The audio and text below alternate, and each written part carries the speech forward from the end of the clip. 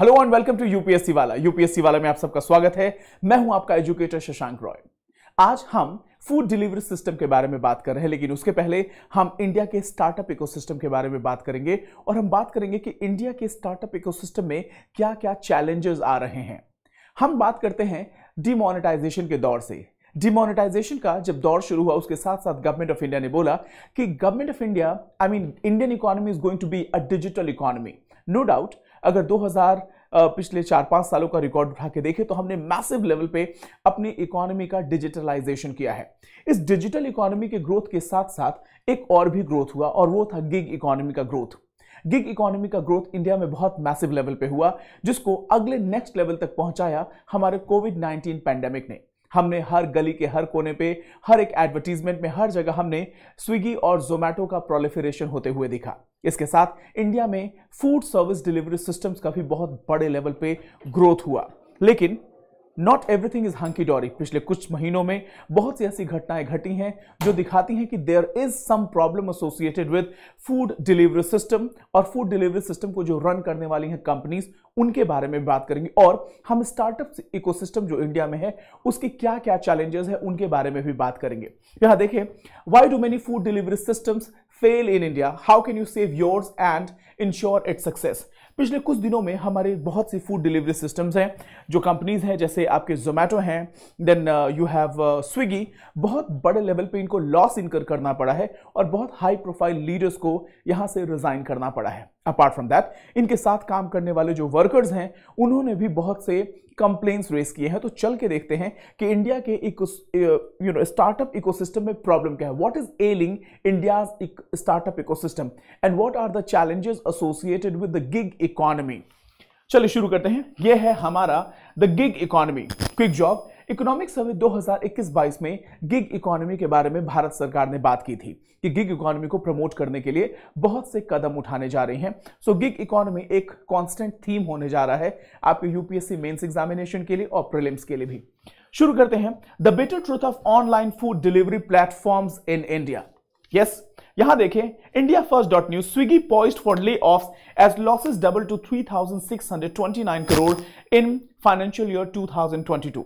Financial year 2022 में Swiggy में बहुत बड़े लेवल पे लोगों को अपनी नौकरी से हाथ धोना पड़ा, अपने जॉब से हाथ धोना पड़ा, क्योंकि यहां पे स्विगी ने बहुत बड़े लेवल पे 3,629 करोड़ का लॉस इनकर किया था और उसके साथ साथ बहुत से लोगों को इन्होंने अपने जॉब से निकाला था। उसके अलावा अगर देखा जाए, ये आर्टिकल स्विगी पे ही सेंटर्ड है। Swiggy losses more than double at 3,690 crore in financial year 2022. Zomato and Swiggy received more than 5 lakh orders of the New Year evening. Biryani और पिज्जा इसमें सबसे ज्यादा थे। 5 लाख ऑर्डर स्विगी और जोमैटो दोनों ने रिसीव किए, जिसमें मेनली बिरयानी और पिज्जा से रिलेटेड ऑर्डर थे। आपको सुन के लगता होगा कि एवरीथिंग इज हंकी डोरी, हर एक चीज सब कुछ अच्छा चल रहा है, इतना इनकम है, इतना प्रॉफिट है, फिर भी ये कंपनी लॉस कैसे इनकर कर सकती है। अपार्ट फ्रॉम दैट, अभी रिसेंट में ही जोमैटो के को फाउंडर गुंजन पराशर ने भी रिजाइन किया।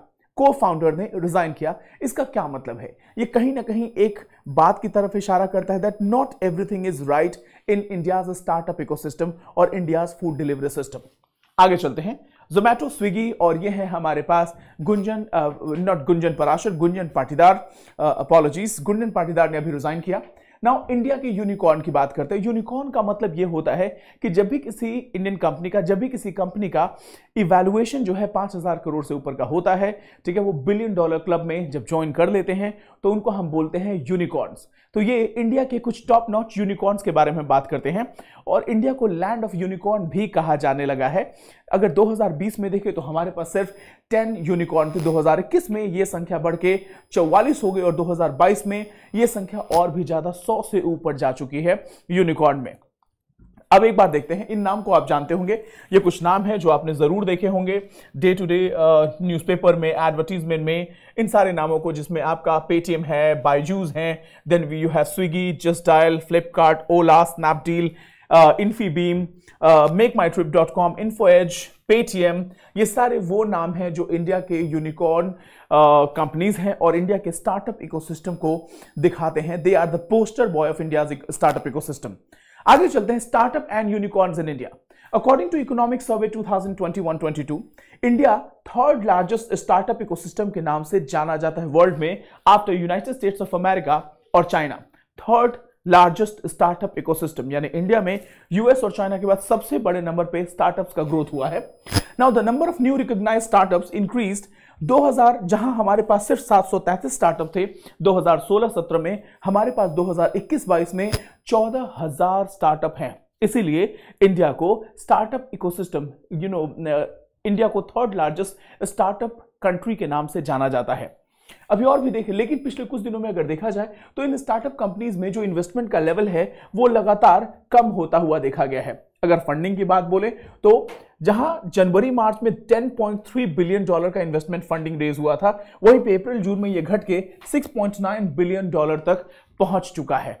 नाउ जो दिखाता है there is something wrong, there is something ailing in this system. 44 Indian startup हैं जिन्होंने यूनिकॉर्न का स्टेटस अचीव किया 2021 में, जो कि टोटल टैली जो यूनिकॉर्न का 83 तक लेके जाता है, जिसमें मोस्टली सर्विस सेक्टर में है। 83 कंपनीज हैं जिनको यूनिकॉर्न की कैटेगरी में रखा गया है। नाउ कंसर्न क्या है? कंसर्न ये है कि number of unicorns drop to 85 in India as valuation erode amid global turmoil. पिछले कुछ दिनों से ग्लोबल टर्मोइल के चलते बहुत सी कंट्रीज का इवैल्यूएशन घट गया है, क्योंकि ग्लोबल टर्मोइल हो रहा है और इंडिया में जो यूनिकॉर्न की संख्या है वो घट के 85 तक आ गई है, जो कि पहले 100 तक थी। The number of unicorns in India has drop to 85, जो कि पहले 100 के करीब थी। बस कुछ महीने पहले जो थे ये 100 थे, लेकिन ग्लोबल इकोनॉमिक टर्मोइल के चलते इनका इवैल्यूएशन कम हुआ है और इंडिया में अभी जो है 85 के करीब यूनिकॉर्न्स हैं। नाउ यूनिकॉर्न, हम एक मिथिकल हॉर्स की बात कर लीजिए यूनिकॉर्न को इस इमेज के थ्रू, ये पोस्टर बॉय है यूनिकॉर्न का। Now top 10 loss making unicorns की अगर बात बोले तो ओयो, ठीक है, उड़ान, फ्लिपकार्ट, ठीक है, Eruditus, PhonePe, Paytm, Swiggy, Unacademy, Freshworks and ShareChat, ये कुछ कंपनीज हैं जो इंडिया में यूनिकॉर्न की कैटेगरी में आती थी, लेकिन पिछले कुछ दिनों से लगातार इन कंपनीज ने लॉस इनकर किया है और अपना they are moving towards downfall और स्लाइडिंग। अगर देखें, getting burn by the burn rate, इन पूरे के पूरे इकोसिस्टम में एक और चैलेंज देखा जा रहा है। वो क्या है कि बर्न रेट। किसी भी स्टार्टअप में अगर देखें, किसी भी स्टार्टअप की अगर बात बोले तो बर्न रेट का मतलब क्या है? Burn rate is a measure related to how fast a company spends its available supply of cash. अगर कोई भी कंपनी है जिसके पास जो एक एक्यूमुलेटेड मनी है, जो उनके पास रिजर्व करेंसी है, जो अमाउंट है उनके पास, जो इन्वेस्टमेंट हुआ है, उसको किस लेवल पे वो इन्वेस्ट कर रहे हैं। अगर उन्होंने बहुत ही हड़बड़ी में, बिना किसी सोचे समझे प्लान के अंतर्गत, ठीक है, बहुत ही जल्दबाजी में उन्होंने बहुत बड़े लेवल पे अगर उसमें कैश इन्वेस्ट किया है, तो ये होगा आपका burn rate. Burn rate is a measure related to how fast a company spends its available supply of cash. If companies burn cash too fast, they risk running out of money and going out of business. कई बार ऐसा होता है कि अगर आप अपना जो cash है बहुत तेजी से इन्वेस्ट करते हैं तो और आपके पास प्लानिंग नहीं है और प्लानिंग के अकॉर्डिंग आउटकम नहीं आ रहा है और आप इन्वेस्ट किए जा रहे हैं, तो चांसेस ये हैं that you will run out of money और आपकी कंपनी का ग्रोथ कॉम्प्रोमाइज हो जाएगा। So burn rate is related to amount of investment और द स्पीड ऑफ इन्वेस्टमेंट। जिस स्पीड से और जिस अमाउंट को आप इन्वेस्ट करें अपनी कंपनी के ग्रोथ में, वो हुआ बर्न रेट। बर्न रेट अगर बहुत ज्यादा है, इसका मतलब यह है कि आपने बहुत तेजी से अपने रिसोर्सेज को बर्न कर दिया है कंपनी को ग्रो कराने के लिए। और कई बार ऐसा होगा कि आप you may run out of the risk, out of money, और अगर आपको फ्रेश इन्वेस्टमेंट नहीं मिलेगा तो आपकी कंपनी जो है वो स्टैग्नेंट हो जाएगी। इसी तरीके से एक दूसरा पहलू यह है कि अगर कोई कंपनी है जो अपने इन्वेस्टमेंट को, अपने पैसे को कंपनी के ग्रोथ में नहीं लगाती, तो वो that company will be out of competition. So burn rate is important कि आप इन्वेस्टमेंट करें, but you must have a plan, और उस प्लान को हमेशा इवैल्यूएट करते रहिए कि जो आपने इन्वेस्टमेंट किया है उसका रिटर्न आ रहा है या नहीं आ रहा है। अदरवाइज आपके पास रिस्क होगा कि आपने बहुत ज्यादा पैसा लगा दिया बहुत जल्दबाजी में और उसका रिटर्न नहीं आया, आपके पास रिसोर्सेज ड्राई हो सकते हैं, आपको नया इन्वेस्टमेंट नहीं मिलेगा और हो सकता है कि आपकी कंपनी जो है स्टैग्नेंट हो जाए, कॉम्पिटिशन से बाहर हो जाए। Now the cash flow statement includes information related to a company's burn rate. Now cash flow statement क्या होता है किसी कंपनी का? किसी कंपनी का कैश फ्लो स्टेटमेंट ये बताता है कि किस कंपनी ने कितना इन्वेस्टमेंट किया है और कैसे किया है और किन किन कामों में अपना पैसा लगाया है। नाउ इन्वेस्टर्स शुड, जब भी कोई इन्वेस्टर्स किसी कंपनी में इन्वेस्ट करते हैं तो सबसे पहले क्या करते हैं, उस कंपनी के पास अवेलेबल कैश कितना है, कैपिटल एक्सपेंडिचर कितना है और बर्न रेट कितना है, इन सारी बातों को इवैल्यूएट करने के बाद ही कंपनीज और इन्वेस्टर्स किसी कंपनी में इन्वेस्ट करते हैं। अगर किसी कंपनी का जो है पूरा का पूरा balance sheet, available cash, capital expenditure और बर्न रेट अगर सही नहीं है तो कंपनी में शायद इन्वेस्टर्स इंटरेस्टेड न हो इन्वेस्ट करने के लिए। आपने इस इमेज को देखा होगा, इस इमेज को देख के लगता होगा कि Zomato is doing everything is greatly going according to this advertisement, जिसमें कभी ऋतिक रोशन आते हैं, जिसमें कभी Zomato एग्जीक्यूटिव आता है और उसमें the other side of the story, the other side, this is not the real picture.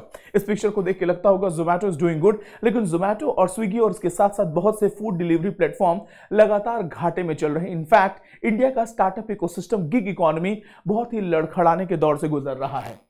Now, in the first 6 months, Zomato has not only burning cash for its growth, Zomato ने बहुत तेजी से अपनी growth के लिए अपने cash को burn किया।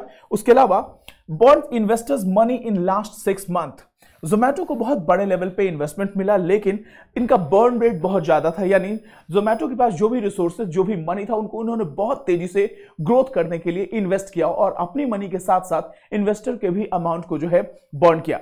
The shareholders of the food delivery platform have turned poor by 87,800 crore following a 65% crash in the stock from all-time peak. Zomato ने अभी जो भी मार्केट से पैसा लिया उसमें इतना बड़ा 65% क्रैश हुआ है Zomato के शेयर्स में, और टोटल जो इन्वेस्टर्स का मनी है वो 87,800 करोड़ का लॉस हुआ है इन्वेस्टर्स को, जिन लोगों ने Zomato के शेयर्स में इन्वेस्ट किया था। 65% का डिक्लाइन हुआ है इनके शेयर के इवैल्यूएशन में, और सबसे बड़ा मार्केट क्रैश माना जा रहा है अभी तक के Zomato के हिस्ट्री शेयर्स में।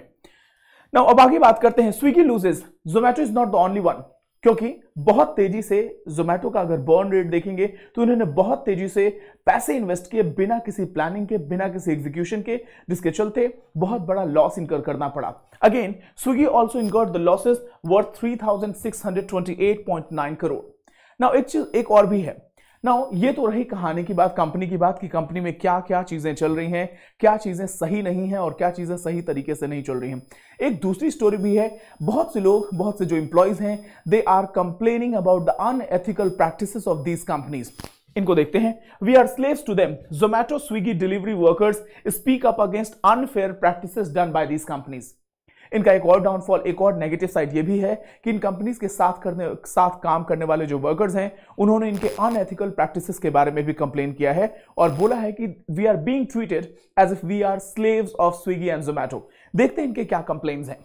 नाउ आपने ये रात में कभी आपने 12 बजे ऑर्डर किया है, आपने 11 बजे ऑर्डर किया जब आप ठंड से बिल्कुल ठिठुर के रजाई में होंगे, और आपने बिरयानी का ऑर्डर किया है, आपने पिज्जा का ऑर्डर किया है, आपने सबवे से ऑर्डर किया है, और आप तो रजाई से बाहर नहीं निकलना चाहते, बट ये स्विगी और Zomato के एग्जीक्यूटिव अपनी बाइक पे आपके घर तक खाना पहुंचाते हैं। लेकिन हमने कभी सोचा है कि इनकी लाइफ में क्या क्या प्रॉब्लम्स हैं, क्या स्ट्रगल है और किस तरीके का एक्सप्लॉयटेशन इनको झेलना पड़ता है।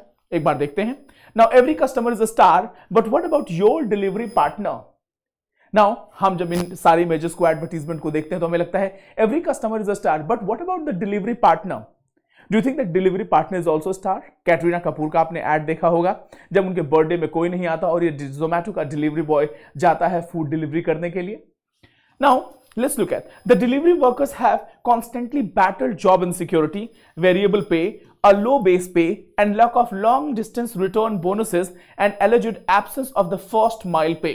ये सबसे बड़ा चैलेंज है जिसके बारे में गवर्नमेंट ने भी सोचना शुरू कर दिया है, बट अभी हमारे पास कोई सिक्योर्ड कंप्लीट कॉन्क्रीट लेजिस्लेशन नहीं आया है गिग इकोनॉमी के वर्कर्स के प्रॉब्लम को सॉल्व करने के लिए। फिलहाल जो प्रॉब्लम्स हैं वो हैं जॉब इनसिक्योरिटी, वेरिएबल पे, a low base pay, lack of long distance return bonuses or alleged absence of the first mile.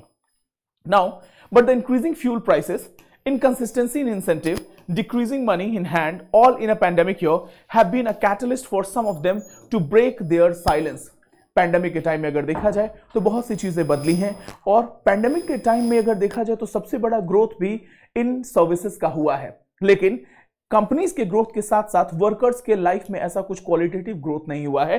Fuel prices बढ़े हैं, उसके अलावा inconsistency in incentive, decreasing money in hand and in a pandemic year have been a catalyst for some of them to break their silence. और अब ये workers लगातार complain कर रहे हैं अपने साथ होने वाले एक्सप्लॉयटेशन के बारे में। Now gig workers and their plight, India also had no formal protection for gig workers. जिस तेजी से हमारे पास गिग इकोनॉमी का ग्रोथ हुआ है, उस तरीके से हमारे पास अभी कोई लेजिस्लेशन नहीं है। गवर्नमेंट ऑफ इंडिया ने अपने इकोनॉमिक सर्वे में गिग इकोनॉमी के बारे में बातें की हैं, but still we have miles to go in terms of addressing all the issues plaguing gig economy. Now, while the government has included, government ने अपने gig economy से related कुछ कदम उठाए हैं, जैसे gig workers in the draft labor law reforms under the code on social security. Code on social security के अंदर drafting चल रही है इस बारे में। They have not been included in the provision dealing with wages, occupation, safety and industrial relations. So government of India ने include तो जरूर किया है, बट इसको अभी इनैक्ट होने में टाइम लग रहा है। Now so this is it. तो इस पूरे आर्टिकल का पर्पस ये था आपको ये बताना कि इंडिया की स्टार्टअप इकोसिस्टम के चैलेंजेस क्या क्या है। चैलेंजेस एंड अपॉर्चुनिटी, जहां एक तरफ हमारे पास डिजिटल इकोनॉमी का बहुत बड़े लेवल पे ग्रोथ हुआ है। Indian economy has become much more digital now.